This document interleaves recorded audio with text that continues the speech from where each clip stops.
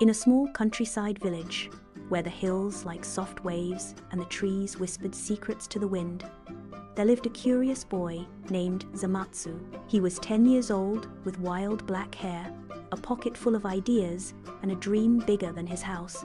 Zamatsu wanted to build a treehouse. Not just any treehouse, he dreamed of one with windows that opened to the stars, a ladder made of old ropes, and a flag that flapped like a dragon's wing. A place where stories came alive and adventures could begin. But there was just one problem. He didn't know how. Every day after school, Zamatsu would sit under a large zelkova tree at the edge of the village. It had strong branches and thick leaves, the perfect tree, he believed. He sketched designs in his notebook. Trapdoors, hammocks, even a pulley to lift up snacks. But when he asked the grown-ups, they only smiled. "Tree houses are for builders," said the carpenter. "You'll fall and break your arm," said his aunt. "Too high, too risky," said his grandfather. Still, Zamatsu didn't give up.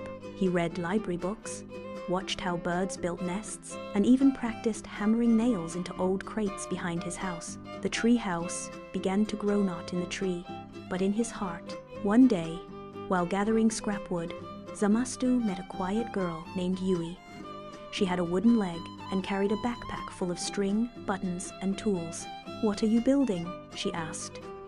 "A tree house," Zamatsu replied. "But I don't have enough wood or help." Yui smiled. "I can help. I build kites and wind traps. My brother taught me before he moved away." So they began, 2 kids, 2 hearts, and 1 dream. They worked every afternoon. They tied ropes, sawed planks, and built a ladder step by step. Zamatsu would climb, and Yui would hold the base steady. They gathered discarded wood, tied old rope into ladders, and carefully shaped the first platform. Their laughter rang like birdsong through the trees. Children began to watch. Some offered help. Even the adults began to nod in quiet approval. But just when the treehouse was halfway built, the sky turned dark. Zamatsu ran to the tree, his heart racing.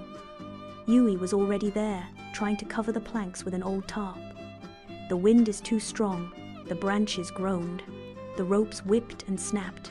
One of the half-built walls fell with a crash, and the canvas roof tore in 2. "We'll lose everything," Zamatsu cried, rain soaking his face. Yui grabbed his hand.